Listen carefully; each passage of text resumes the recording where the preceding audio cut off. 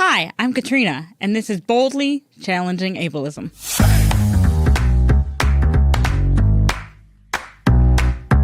I'm your host, Katrina Simons. I'm the Community Program Specialist at the Institute on Community Integration at the University of Minnesota. This program explores various topics that impact people with disabilities in our community. Each episode addresses a different aspect of our society within the context of ableism. Ableism is the prejudice that stems from the belief or belief system that assumes someone is less capable or less worthy because of a real or perceived difference in ability or function. On this program, we hope to answer some questions you may have been afraid to ask, or maybe some you didn't even know you had. Thanks for joining us. I hope you enjoy the conversation.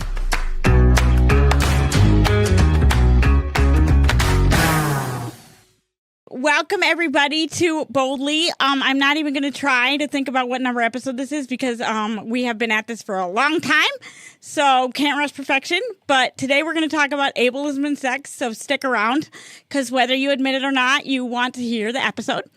Our guest today is Katherine McLaughlin from Elevatus Training. Welcome, Katherine. Can you introduce yourself to the audience? Absolutely. Hello, audience. I am Katherine McLaughlin, and I'm a sexuality educator and trainer. And I've been doing this work for over 30 years. And really, what I thought I would tell you a little bit about how I got into this topic. Yeah. So I was working for Planned Parenthood. I was doing education in the schools, talking to young people about contraception and how to talk to their kids about sexuality. And developmental disability agencies reached out to me and said, we need help addressing this with people with disabilities. And then at that same time, I had an accident and acquired a disability. And I was in my mid-20s. So I think those two pieces kind of came together. When all of a sudden I had a disability, I realized people were treating me differently because I had a disability. I was the exact same person. I just had gone through an experience, and now I was getting around in a different way. But I was really basically the same person. And all of a sudden, people were treating me differently. So I got interested in disability awareness. I was doing sexuality education. They kind of both came together. So that's really how it all began. Okay, that's great. Let's see. Can you tell us a little bit about Elevatus Training and what your company does? Yeah, absolutely. So Elevatus, and the name comes from this idea of elevating the status of all people. And so elevate us. And about 6 years ago, I started Elevatus. I've been doing this work, like I said, for over 30 years. And I had sort of a small business on the side. I would do training while I worked full time in other ways. But about 6 years ago, there was enough of a request for me to train others that I was able to start doing this full time. So that's when Elevatus started. And what we do is we provide education and training, and we create education materials and tools and all kinds of things so that people can address sexuality. Now, it could be a direct support provider talking one-on-one with someone about it, or it could be a parent talking to their own child, or it could be a self-advocate or a person with a disability wanting to learn about the topic.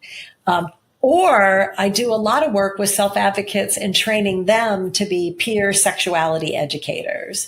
So I also train self-advocates to lead workshops and classes for people with disabilities too. Okay, and you don't live here in Minnesota, right? I do not. I live in New Hampshire. New Hampshire, okay. Yep. And before you had Elevatus Training, what kinds of other jobs did you have? Did they all have to do with sexuality? Yeah, well, pretty much. I worked at Planned Parenthood for 22 years, and that's when I first started doing this work. I also worked at a local college teaching human sexuality to students in the college. And I also just did general health education kinds of work over the years. Okay, so a sexuality educator, do you go to school to become one of those, or? Yeah, that's a good question.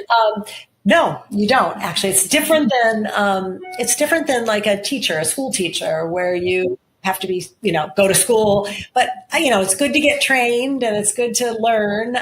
So I learned on the job through Planned Parenthood. and learned all about sexuality and how to teach, and just did lots and lots and lots of teaching and training. Okay, because the only exposure I've ever had to a sexuality education is on the educator is on the show Sex Education, and it was on Netflix. I don't know. Did you see it? Oh yeah. Okay, were you a big fan? I was a big fan. Were you a big fan? Really big fan. Yeah. It's amazing. I loved it. Okay, so you can get trained as a sexuality educator in lots of different ways. Perfect. Yeah, but in there, that the mother was a sex therapist. Yeah, that's different. Yeah, she went to school and all that. Really, anyone can be a sexuality educator. You can become certified after you teach a number of years and learn a certain thing. You have to go through a certain process, but people start teaching right away. So you live with an acquired disability, as you said before. If you're comfortable talking about it, I'm wondering if you notice changes in how people talk to you about sex, or how they talked about sex around you once you were injured. And if you could talk a little bit more in depth or specifically about that. Yeah. Well, I think as a culture, we don't talk about it anyway, whether you have a disability or not. So right. There is that. I saw your question and I was thinking about it, and I wouldn't say, I think it's a little different for me because I'm talking about this topic a lot. So it's a little different, but I would say there's been some times when I realized people were looking at me differently. So when I first had my accident, I was in rehab for my spinal cord injury. Yeah. And the OT, they handle sexuality education. Okay. And she said, you can have babies, which is great. And I was really happy about that. But I wanted to know a lot more than that. Right. So very, very focused on reproduction instead of sexuality, which is much broader than that. So I've noticed that. Also, I have 2 kids. They're in their 20s. But when I was pregnant, people assumed that I was in a wheelchair because something to do with the pregnancy, that the pregnancy came first and then came the wheelchair, versus someone in a wheelchair getting pregnant. Okay, and did you know they have a whole book about pregnancy for women with physical disabilities now? I forget the author, but if you've seen it, great. And if not, I'll try to find it, like the name of it. Yeah. I mean, I'm sure they have more than one book, but it was a really good book. Well, I don't know if they're sure, because lots of times there isn't a lot of stuff. So it might be new. But just that feeling, that people were looking at me like there was no way a person in a wheelchair would decide to have a child. There's just no way, Yeah. So I think I noticed some of that more than people stopped talking to me. But I do know that, and maybe you can speak to this as well. I know a lot of self-advocates say that they notice that their siblings get different kinds of messages than they did, so they saw their parents talking to their sibling, their brother or whatever, and talking about sexuality, but then never talked to them. And so they sort of noticed that difference. Yeah, no, I'm a twin. So we got the same, just because it would have been very, very obvious to me but I think also my parents wanted me to have the same type of education as my sisters as well, but I definitely got the same education as other people that were not disabled. But I went to high school in the 00s, and I think by then things had already changed a little bit in that department. Yeah. Because I know there was the social worker at my high school was already running like a class or a group or whatever, a session for the students in my school with IDD on everything, but that was part of it. So, but I went to the regular health class with other mainstream, but there were other options, is my point. Yeah. Well, a lot of self-advocates tell me that they're in the mainstream health class learning about nutrition, and then the sexuality unit starts and they're taken out of class. No, I was really excited because we got to take a quiz. And I did the best on the quiz because I studied a lot, and there you go. And my mom, I think, or not my mom, my dad too, but my mom, both my parents, I think, just wanted me to know that I also had the same responsibility as everybody else when it came to sex. Right. Yeah. But I don't have I don't struggle with some parts of the I in IDD. And so I think maybe that was why. And I think I've been working with people with IDD for 15 years, but not really with sexuality at all. But I think maybe a pattern that I've seen is we are worried to talk about it because we think it's better that they don't know, because then they won't do anything. But we know now, and I don't know how long we've known it, that just like with regular teenagers and teenagers that don't have disabilities, that's the wrong way to approach it. Right, exactly. Yeah, I think there's a lot of myths about it. Like if we talk about it, it'll give them ideas. And really, I'm always saying knowledge is power, knowledge is protection. Ignorance is not bliss. Yeah, well, and I just think that's really, even if it wasn't about sexuality, that would be a really offensive line of thinking, because you're basically saying that people with intellectual disabilities don't think on their own. And they do. Right. They do. Just because you have an intellectual disability doesn't mean you don't think and come up with your own ideas and inform your opinions on how you feel about the world. And that's also important. Totally. Yeah. But I think you're right. It's probably the cognitive impairment piece that makes it even harder to have access to sexuality education. So have you seen that shift happen in the course of your work? The shift of not talking to people with intellectual disabilities about sex. Oh yeah. I think, I mean, if I compare 20 years ago to now, yeah, there's definitely been a shift. I think what I've noticed is 20 years ago, people would say, oh, will you come in and work with people with IDD around this topic? And so I would come in, I would teach and do all this stuff. Now, more people are saying, okay, we'll do it, but we just need some support. So that's a lot of what I do at Elevatus, is I'm training people to do stuff that I did for years. And are you happy to have them do it, or do you miss it when you would get to do it? I still do it myself too. Okay. No, I just think there's such a need that the more people that are comfortable talking about it, the more we can change some of these statistics and change people's lives. So no, I think it's great. Okay, so it's not like if they do it, you don't get to do it. There's so much need for it that everybody should be doing it. Exactly. Like we should all learn CPR. We should all learn how to talk to lots of different people about sexuality. That's right. Exactly. We should all be sexuality educators. Okay. Do you get a lot of pushback from the families of persons with IDD, or not really?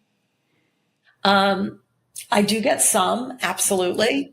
And just like people without disabilities, there's some resistance there too.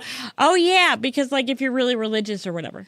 Yeah, sure. Yeah, I mean, there's probably more around disability. And I think that just in general, a lot of parents can feel really worried about this. That whole dignity of risk thing. And I don't want them to take the risk because it might be more dangerous, and I want to protect them. Right, exactly. And, you hear about the statistics around sexual abuse, and then you say, yeah, I'm just going to protect instead of educate. I'm just going to keep them safe and close. And that actually makes people more at risk. Because I think no matter who you are, when you educate yourself about sexuality, you are protecting yourself, because you can make the right choices and exactly and have the right tools to make good decisions and then make them. Yeah, exactly. I mean, it's one thing, to make decisions, but we really want to make informed decisions. Right? Yeah. Totally. So when you do get pushback from families, what might that look like? Well, you could hear things like, I don't want to open a can of worms, or my child's not interested. They don't really need this, or, sometimes I'll hear things like that talk about sort of mental age, like, well, they're really only a 6-year-old, mentally. And so I have to do a lot of just sort of dispelling myths. Like if you talk about it, actually that'll reduce risk. And young people who talk in particular to their parents are more likely to wait to have sex. And if they do have sex, more likely to use protection. So I have to just eliminate some of those myths that are out there around the topic. And also I often will say to people who are resistant, like, what worries you about that? Right. So sort of get underneath, like, what is it that's worrying you about your child learning about this? So then I can reassure, like, once I understand what the worry is, then I can talk about how sexuality education is prevention. Right. So you're not technically a therapist, but kind of that mindset of meeting people where they're at. Yeah, right. Exactly. Yep. And gently nudge. Okay. What is the most surprising thing about working and specializing in the intersection of sexuality and disability?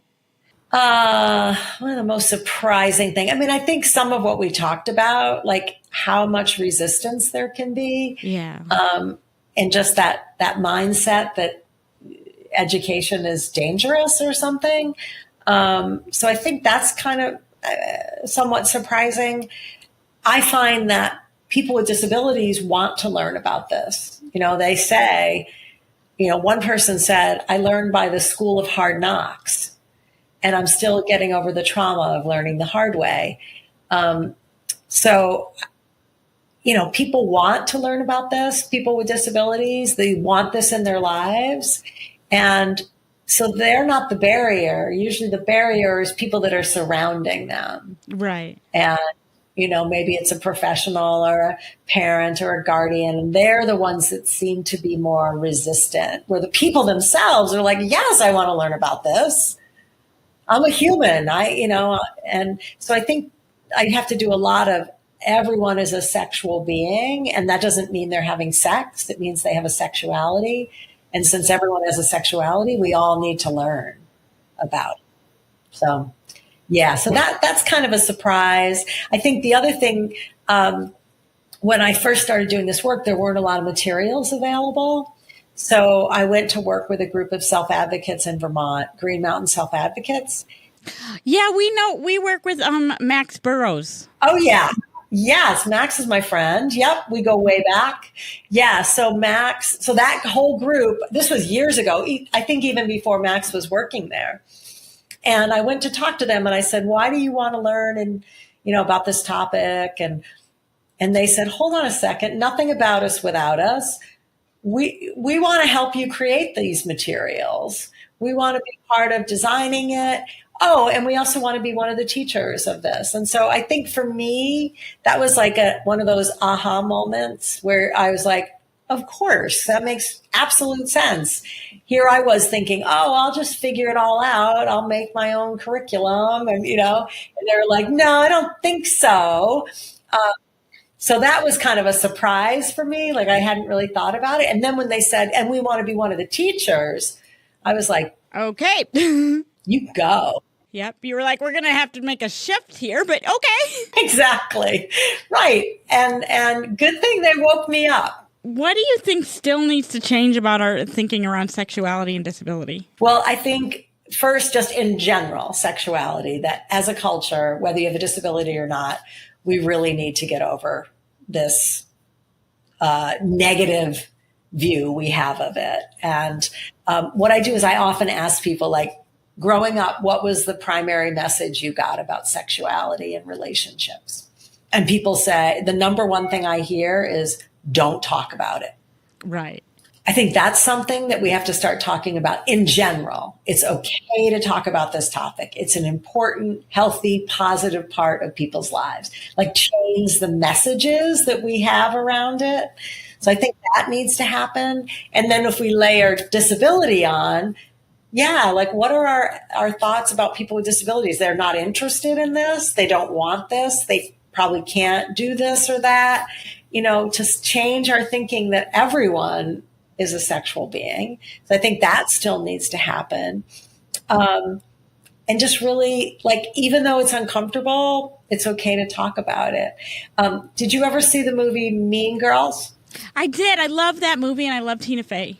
Yes, I love Tina Fey too. Big fan. Do you remember the gym teacher? He says, yeah. If you have sex, you'll get chlamydia and you will die. Right. So that's kind of how we talk about it in our culture. Right. And that's not how we should talk about it anymore. No, let's stop that. It's not 1950s. Let's move on. There you go. Exactly. Yeah. Yeah. So we try to scare people and control them rather than give them information and trust them and help them make their own choices. Right. And we know that abstinence only sex education doesn't work. We've been there. That's right. We've been there, done that, doesn't work. So you said that you were more surprised at the attitude towards your pregnancy when you had your spinal cord injury than you were about the differences that people had talking to you about sex, because you were already good at talking about sex before your injury, and so that didn't really change. How long was it between your injury and your pregnancy? So what I'm wondering is, were you maybe still getting used to the way people respond to people in wheelchairs in general? Because that can be weird. Yeah. So I was 26 when I had my injury. Okay. And then I had my first child at 31. Okay. So it was a good amount of time. So it would have been the pregnancy, not just the wheelchair. Right. And then my other question is, what made you want to be a sexuality educator in the first place? I really always loved Planned Parenthood as an organization. Okay. You know, I went there as a teenager and I just liked the vibe of the place, you know, and so I always thought I would like to work in a place like that.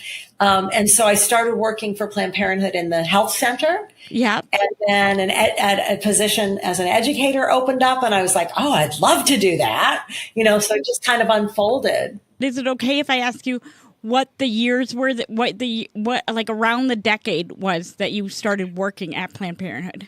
Yeah, no, I'm happy to tell you I'm 60 years old. Okay. So I started at Planned Parenthood in the 80s. Okay, because my parents used to talk about it in the 70s, and they really support the mission of Planned Parenthood. They're like you. They have similar politics to you. And then my other question is, did you know Cecil Richards? I know of her, and I've been in the same room with her, and I'm really sad she's no longer with us. I know. I was kind of jelly that, I mean, obviously I was devastated that she passed, but I was kind of jelly that she didn't have to watch or think about what to do instead of watch the inauguration of Trump. Because I was like, well, at least she doesn't have to see, like, everything she worked for get. Yeah. I was very sad. Yeah, very sad. Yeah, she was amazing. And her mother was as well. Oh, I didn't know her mother. Did you know her mother? Her mother was the governor of Texas, Ann Richards. Oh, I didn't know. Oh, I know who Ann Richards is. I didn't make the connection. Yeah, okay. Exactly. So I just made the connection. All right. Now time for the last question. Is there anything else you want to share with us or plug or anything like that? Yeah. Well, I have two things. One is if people want to check out my website, it's Elevatus, ELEVATUS training.com. We got lots of free resources. You can check out trainings that are coming up, get on our email list. The other thing I wanted to talk about was we did this project with the Office of People with Developmental Disabilities, the Institute on Community Integration, and SANY's Self-Advocacy Association of New York State, and Elevatus. So the 4 different organizations worked on these 4 empowerment videos about sexuality and people with developmental disabilities. The first one is just kind of a general video on how people with disabilities don't have information about it and how they wish they did. And the second one is about what is sexual self-advocacy. And the third one is sexual feelings and relationships. And the fourth is consent. And all of them are just part of this empowerment series for people with disabilities. And it really changes those messages. It's not like if you have sex, you'll get chlamydia and you will die. These videos are much more about it's okay. You're a sexual person. It's okay to ask for help. It's okay to learn. It's okay to talk about it. So check them out because they're really positive and in the direction I would like to see things going. I think Tina Fey would really support the new messaging. I'm going to send it to her. Do it. I'm going to send it to her publicist. Okay, do it. Amy Poehler, too. Yes. Amy Poehler has a friend with cerebral palsy. So maybe if I send it to that person Amy Poehler can see it and then send it to Tina Fey. Great. I don't think they're going to look at it. I think they have a very full inbox, but we can try. I'm all about trying. Yeah, there's nothing wrong with giving it your effort. No, that's right. I completely agree, Katrina. Well, thank you so much for joining us today. This was a fascinating conversation, and I'm really glad we could make it work. Me too. Thank you. For everybody who's watching, this is Boldly, and we hope to see you next time.